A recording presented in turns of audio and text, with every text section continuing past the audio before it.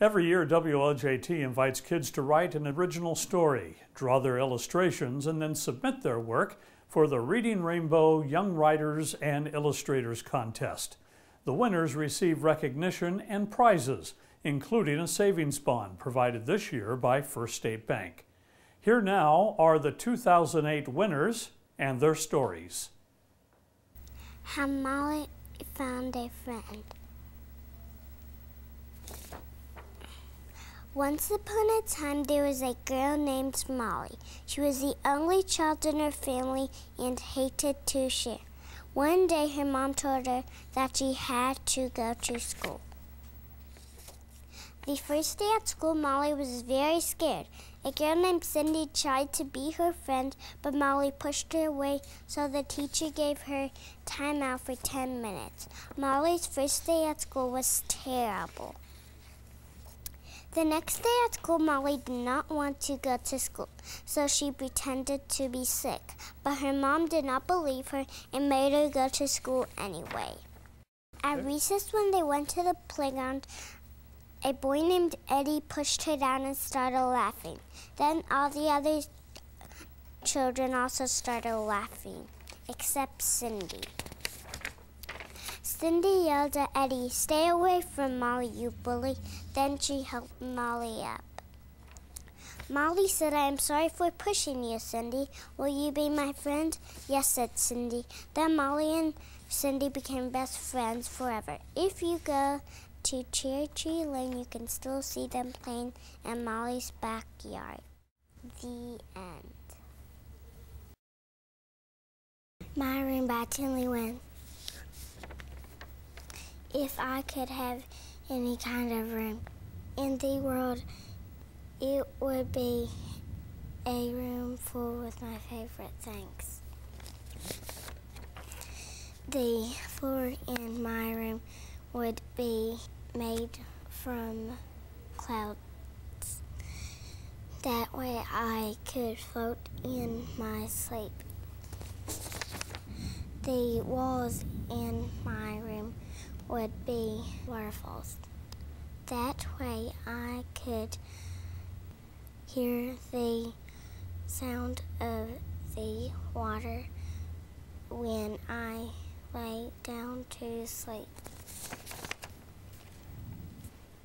The ceiling in my room would look like the dark night sky with lots of twinkling stars. The bed in my room would be a chocolate s'more with a marshmallow pillow.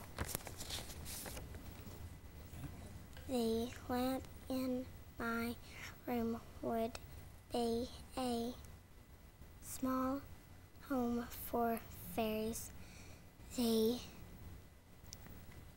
magical light from the fairies would light up my room. Do you like my room? You can use your imaginations to what kind of room would you like to have? The end. Hi, my name is Joshua, and my story is It's Not So Bad Being Different. Have you ever heard of people being allergic to food? Well, if I eat peanut butter, I swell up like a balloon. Sometimes I get nervous because I am different. At the beginning of every school year, the school nurse sends a note home with all the kids in my class, telling their mommies and daddies not to send treats with peanuts. I used to worry about other kids teasing me. Then one day I discovered that all the kids in my class are different. Some have trouble hearing, some trouble seeing, some short, some tall, and we are all different shapes. Life would be really boring if we were all just the same. It would be like we were staring at a mirror and talking to it all day long. and that would not be any fun. It takes all kinds of kids that are special in their own ways to make things fun. Turns out it's not so bad being different. The end. Hi, my name is Jacob, and my story is The Little Red Fish. Once there was a little red fish. His home was made of seaweed. His two friends were a blue fish and a purple fish with black stripes. All of the fish went to sea school. Their teacher was Mr. Manta Ray. One day, a new student joined the class. He was a rainbow fish. No one had ever saw a rainbow fish. Every student was impressed. They all wanted to be his friend and play with him. All of them were except for Little Red Fish. He was sad. No one was playing with him anymore. He didn't like rainbow fish. One day at recess, Rainbow Fish saw that Little Red Fish was sitting all alone. He went over to Little Red Fish and asked to play with. Little Red Fish didn't want to play. He was too sad. Nobody liked him anymore. But Rainbow Fish told Little Red Fish he wished he was not a lot of colors, just one color. At his old school, other fish always teased him. Little Red Fish felt bad for Rainbow Fish. He promised Rainbow Fish he would never tease him. Rainbow Fish and Little Red Fish became the best friends ever. The end. Hi, my name is Addison, and this is the name of my story. Addison Rolance and the Mystery of the Mysterious Sound. Hi, my name is Addison Rolance, and I like to solve mysteries with my best friend Sarah. One night, I was in bed and I heard a loud siren sound. I got up and opened the door. I saw nothing, so I went back to bed. Then I heard it again. I stayed up the rest of the night thinking about it. The next day at school, I told my friend Sarah about the siren sound. So after school, we went to our clubhouse in my backyard to type out the mystery on our ActiveSpot computer. We looked around my backyard for clues of the mysterious sound. We found sparkly gray feathers, footprints, and listened to hear the siren sound. We went back to the clubhouse to update our clues. Since we didn't hear the mysterious sound, we thought it was active at night, so we planned to have a camp out in our clubhouse tonight. Sarah and I just fell asleep when we both woke up to the siren sound. Hoo-wow! Hoo-wow! Did you hear that, Sarah? Yes, I did. Let's go take a look at it. With our flashlights on, we went outside and we saw an animal with long legs, big yellow eyes that shine in the dark, and had beautiful gray feathers that sparkle. Being scared, the animal ran back in the woods. That morning, Sarah said we better go to the library to research books. One book was about these birds that give off loud screeching sounds who live in Europe. Next book. It's about these rabbits. When they boing, they make loud sounds. I don't think any books have the sound I heard. We still have time to go to the Science Museum to see the exhibit on endangered animals. Sarah and I walked around, and then I accidentally pressed a button, and we heard, "Hoo wow! Hoo wow!" That's it. It's an owl Yodi. It lives in Tennessee. We solved a mystery. We are the best spies ever. I want another mystery. Do you have one?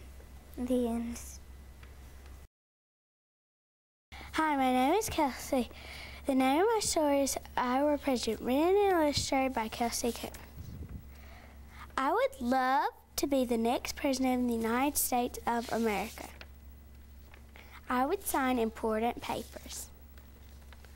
I would like to give famous speeches like the Gettysburg Address. I would pay and help to build hospitals and schools.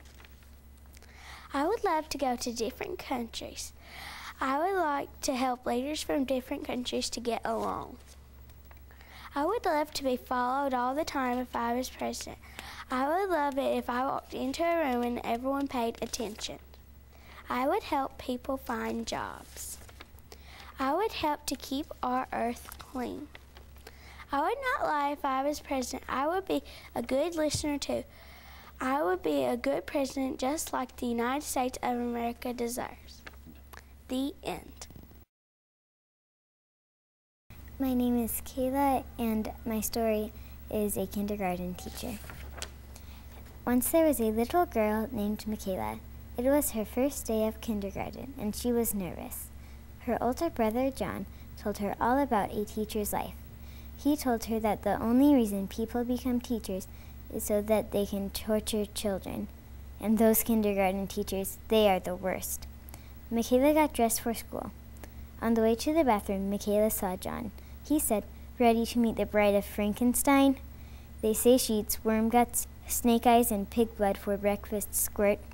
Michaela hated that nickname more than broccoli. After Michaela brushed her teeth, she went into the kitchen. John was already sitting at the table with their dad. He was reading the newspaper and drinking coffee. He looked up from his newspaper. "Good morning, Princess," he said. Michaela hated that nickname too, but not as much. Michaela's mom was making eggs, bacon, and toast. She said, "Are you excited about kindergarten?" Michaela did not answer. John said, "I bet your teacher is probably getting off her broomstick and getting out the choker." John continued. The choker is a large coffin-shaped crate with nails and hammers to scare the children. After breakfast, John and Michaela walked to the bus stop. John said, "I bet your teacher's probably smearing super glue on the seats." Once they got to the school, John dropped Michaela off at her classroom and said, "Good luck, Squirt." Michaela sat down with all the other children. To her surprise, there was no super glue on the seats and no choker in the room. A sweet voice lit up the room. "Hello, my name is Miss Julie. I'm your teacher."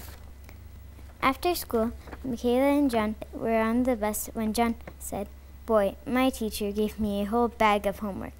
How was your teacher?" "She was really nice," said Michaela. When they got home, their mom was there to greet them with milk and cookies. The end. Hi, my name is Jordan Warren, and this is my story, Miss Kitty's Story. 3 years ago, on a hot August day, me and my sister went out to play. As we were playing around, we found a kitty laying on the ground. She was skinny and frail. She was gray and black with stripes on her tail. She was panting and hot, laying in the sun. We said, "Here, kitty, kitty," but away she did run. She was very scared. It was plain to see. She wanted no part of my sister and me. The reason for this was no mystery, I guess. She was not treated the best. She was wild and untamed, and she didn't have a name. Our job was plain to see. We must care for this kitty, small as can be.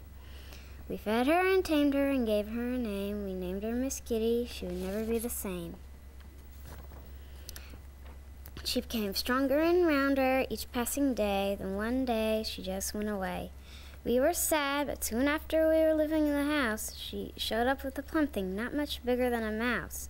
5 in all she brought to the house. There were her babies, so little and small. They were so cute, but we couldn't keep them all. 2 were adopted, 3 got to stay. Miss Kitty got sick and went to heaven, she went away. 3 big cats, fat cats, now run around my house. They are no longer small as a mouse. There's Charlie and Sassy and Possum too. We love them all, truly we do. The moral of my story is plain to see. Don't mistreat animals, they're God's creatures, you see.